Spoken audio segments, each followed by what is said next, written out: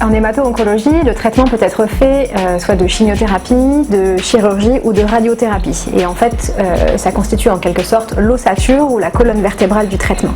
Mais les soins de support, c'est tout ce qui va venir autour de cette colonne vertébrale pour soutenir et assurer le bon déroulement de cette épreuve qu'est le traitement d'un cancer.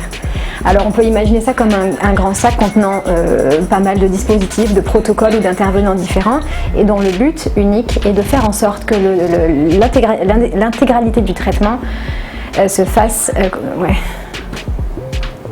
va commencer à le but, l'intégralité du traitement. Vous n'avez pas besoin de commencer tout le temps. Vous pouvez couper et reprendre. Okay.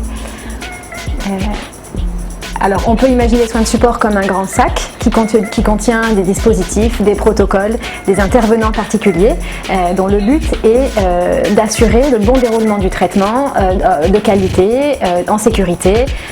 Et ça, c'est très très important pour les familles et les enfants. Donc, qu'est-ce que ça peut être? Ça peut être par exemple le suivi psychologique. Ça fera l'objet d'une capsule spécifique tellement c'est important, mais depuis le début du diagnostic et tout le long du traitement, c'est vraiment quelque chose de primordial.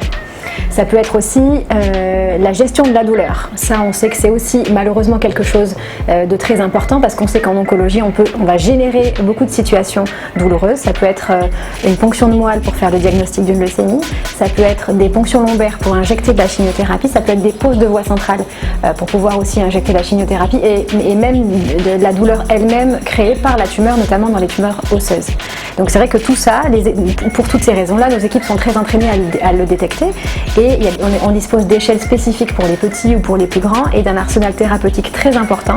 Et il y a même des équipes mobiles qui se déplacent dans l'hôpital pour nous aider. Ça peut être aussi, en termes de soins de support, la mise en place d'une équipe mobile de soins palliatifs parce que, effectivement, malheureusement, on n'est pas encore capable de guérir tous les enfants et nos équipes prennent en charge les familles et les patients pour traverser cette épreuve douloureuse qu'est le deuil et la prise en charge de ces situations douloureuses et compliquées. Ça peut être aussi également la prise en charge nutritionnelle. On comprend facilement que quand on subit un traitement de chimiothérapie, les enfants sont nauséeux, présentent des vomissements, ils ne sont pas bien. Il y a une perte de goût aussi qui est décrite avec la chimiothérapie.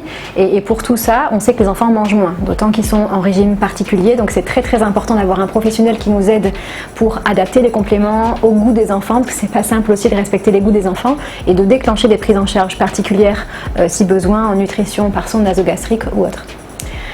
Ça peut être aussi également des soins de support, tout ce qui va être de la rééducation, donc kinésithérapie, psychomotricité, pour retrouver son autonomie par exemple après une chirurgie d'une tumeur osseuse ou même pour être bien dans la vie quotidienne.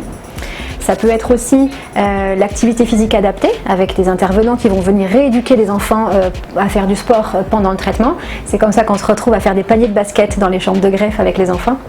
Ça peut être aussi des soins de support de la réflexologie pour permettre aux familles ou aux patients d'avoir des petits moments zen quand ça va moins bien.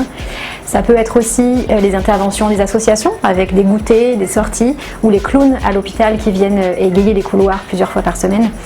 Et c'est aussi pour aider à la prescription quotidienne des médicaments de chimiothérapie à proprement parler, des protocoles d'aide aux transfusions, aux antiémétiques, aux antibiotiques, et pour aider les médecins et les internes dans la prescription quotidienne des médicaments.